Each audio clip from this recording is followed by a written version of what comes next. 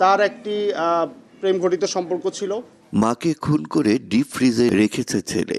র্যাবের অনুসন্ধানে এমন ঘটনা প্রকাশ পেলে দেশ জুড়ে দেখা দেয় চাঞ্চল্য। গেল 10 নভেম্বর দুপুরে বগুড়ার দুপচাঁচিয়া উপজেলায় নিজ ঘরের ফ্রিজে মেলে উম্মে সালমার হাত পা বাঁধা মরদেহ। তদন্তে নেমে নিহতের ১৯ বছর বয়সী ছেলে সাদকে জিজ্ঞাসাবাদের জন্য আটক করে র্যাব। পরদিন সংবাদ সম্মেলনে জানায় হত্যায় জড়িত সেই। সাদ স্বীকার করে যে সে তার মাকে হত্যা করে। আসামি হিসেবে তাকে হস্তান্তর করা হয় থানায়। তবে সাদের দেয়া তথ্য ও প্রযুক্তির সহায়তায় থানা ও জেলার গোয়েন্দা পুলিশ খুঁজে পায় ভিন্ন চিত্র।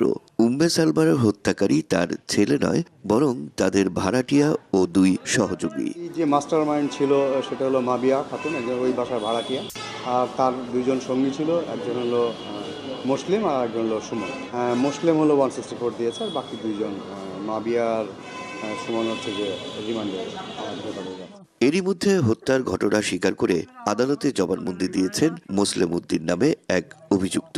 অন্য 2 জনকে নেওয়া হয়েছে 2 দিনের রিমান্ডে। গতকালকে অভিযান পরিচালনা করে 3 জন আসামিকে ধৃত করেছি।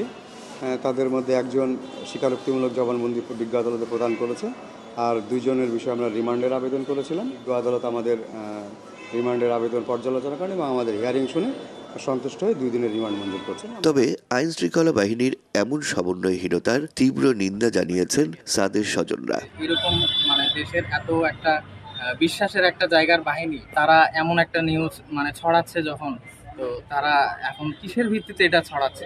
দেশের দায়িত্বশীল, রাষ্ট্রের দায়িত্বশীল এরকম কাজ করবে, আমি কিন্তু নিন্দা ক্ষোভ জানাচ্ছি। এ বিষয়ে যোগাযোগ করা হলে র্যাবের পক্ষ থেকে কেউ কথা বলতে রাজি হয়নি।